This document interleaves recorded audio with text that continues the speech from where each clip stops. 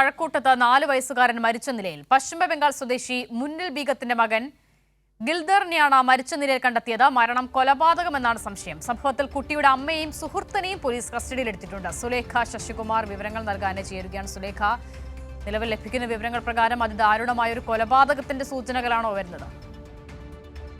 അസിത, തീർച്ചയായും ഇത്തരത്തിൽ കൊലപാതകത്തിന്റെ സൂചന തന്നെയാണ് 4 വയസ്സുകാരന്റെ മരണത്തിന് പിന്നിൽ എന്നുള്ളത് തന്നെയാണ് പോലീസ് വ്യക്തമാക്കുന്ന കാര്യം. ഇന്ന് വൈകിട്ട് 6 മണിക്കാണ് ഇത്തരത്തിൽ ഈ കഴക്കൂട്ടത്തെ ലോഡ്ജിൽ പശ്ചിമ ബംഗാൾ സ്വദേശിയായ മുന്നി ബീഗത്തിന്റെ മകൻ ഗിൽദറിനെ മരിച്ച നിലയിൽ കണ്ടെത്തിയത്. ഉടൻ തന്നെ കുട്ടിയെ ആശുപത്രിയിൽ എത്തിച്ചെങ്കിലും ജീവൻ രക്ഷിക്കാൻ കഴിഞ്ഞില്ല എന്നുള്ളത് തന്നെയാണ്. ശരീരം തണുത്ത അവസ്ഥയിലായിരുന്നു ഈ കുട്ടി ആശുപത്രിയിൽ എത്തുന്ന സമയത്തുണ്ടായിരുന്നത്.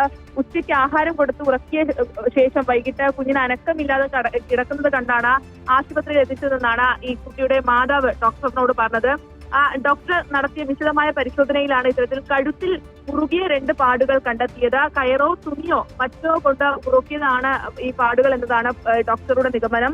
ഡോക്ടർമാരാണ് ആശുപത്രിയിൽ നിന്നാണ് ഇത്തരത്തിൽ പോലീസിനെ ഈ വിവരം അറിയിക്കുകയും ചെയ്തത്. എന്തായാലും അസ്വാഭാവികത തോന്നിയ ഡോക്ടർ ഈ കഴക്കൂട്ടം പോലീസിനെയാണ് അറിയിച്ചത്.